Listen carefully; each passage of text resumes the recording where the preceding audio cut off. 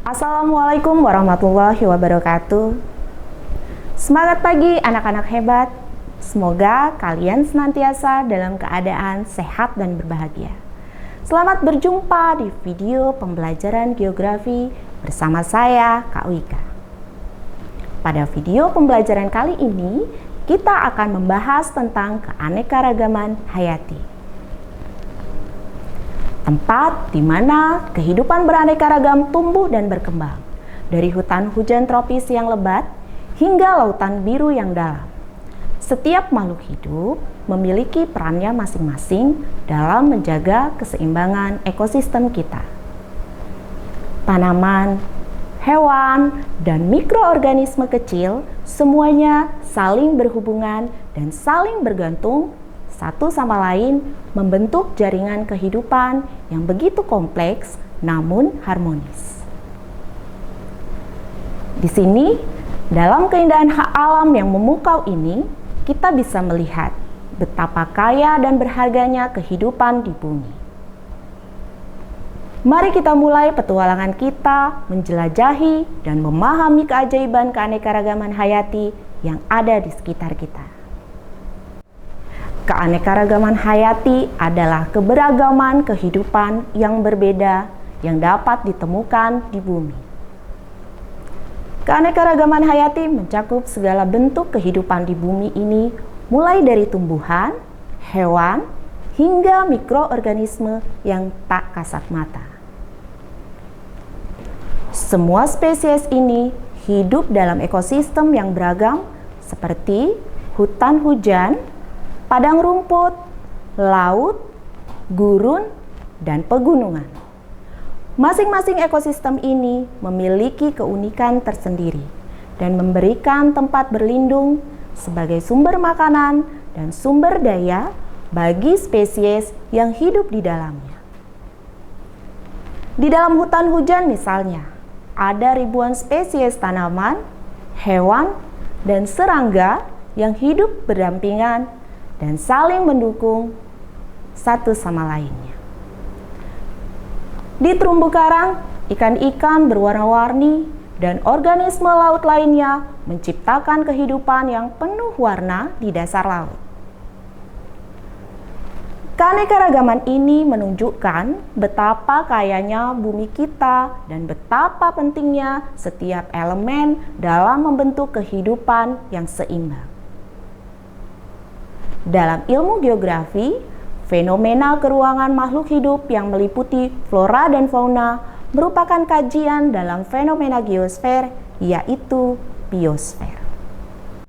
Dapatkah kalian bayangkan jika manusia hidup tanpa hewan dan tumbuhan? Ya, tentu saja manusia tidak dapat bertahan hidup. Kehidupan manusia tidak terlepas dari keberadaan hewan dan tumbuhan. Terdapat saling ketergantungan antara hewan dan tumbuhan serta manusia. Jadi, hewan dan tumbuhan memiliki peran yang sangat besar bagi manusia. Secara umum, peran hewan dan tumbuhan sebagai sumber makanan, sumber bahan obat-obatan, sumber daya ekonomi, dan penyeimbang ekosistem. Sebagai contoh, banyak tanaman obat yang sudah digunakan sebagai dasar untuk pengobatan modern, menyembuhkan berbagai macam penyakit dan membantu meningkatkan kesehatan manusia. Selain itu, keanekaragaman hayati juga memberikan kita pangan yang beragam, seperti misalnya buah-buahan, sayuran, biji-bijian, dan daging. Bahkan, jasa ekosistem seperti penyerbukan oleh serangga, pembersihan udara dan air oleh hutan, serta pengaturan iklim adalah hasil dari keanekaragaman hayati yang bekerja secara alami. Tanpa keanekaragaman hayati yang sehat, kita akan kehilangan banyak sumber daya yang penting yang mendukung kehidupan kita. Setiap spesies memiliki peranan yang tidak tergantikan dalam menjaga keseimbangan alam. Baik, selanjutnya kita akan membahas faktor-faktor yang menyebabkan perbedaan keanekaragaman hayati. Bioma adalah wilayah yang memiliki sifat geografis atau iklim yang sama, meliputi komunitas flora dan fauna. Ruang lingkup bioma mencakup beberapa ekosistem dengan elemen regional yang besar. Persebaran sistem bioma di dunia diantaranya yaitu meliputi hutan hujan tropis, hutan gugur, hutan berdaun jarum, padang rumput, gurun, dan tundra. Menurut Alfred Russell, persebaran flora dan fauna meliputi 6 zona, yaitu zona paleartik, zona oriental, zona neotropik, zona neartik, zona australis, dan zona etiopian. Persebaran fauna di dunia menunjukkan adanya evolusi akibat adanya keterbatasan secara geografi, baik iklim maupun morfologi. Untuk wilayah Indonesia, persebaran flora dan fauna terbagi atas 3 wilayah, yaitu zona bagian barat dengan jenis hewan asiatis, zona bagian tengah dengan jenis hewan peralihan atau dikenal dengan istilah fauna endemik, dan zona bagian timur dengan jenis hewan australis. Batas bagian barat itu dibatasi oleh sebuah garis yang bernama garis Wallace, sedangkan bagian timur dibatasi oleh sebuah garis yang bernama garis Weber. Jika kita simak penjelasan tadi bahwa ada perbedaan flora dan fauna di setiap wilayah. Adapun faktor-faktor yang mempengaruhi perbedaan persebaran flora dan fauna adalah yang pertama, kondisi iklim. Yang kedua, faktor fisiografis, ketiga, faktor edafik, dan yang terakhir adalah faktor biotik. Di mana faktor biotik merupakan faktor yang paling besar pengaruhnya terhadap pertumbuhan dan persebaran tumbuhan dan hewan.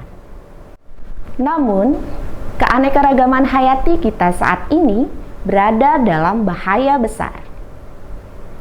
Ada banyak faktor yang mengancam kehidupan berbagai spesies, baik tumbuhan, hewan, maupun mikroorganisme. Perubahan iklim yang mengakibatkan peningkatan suhu dan perubahan pola cuaca memaksa banyak spesies beradaptasi dengan cepat.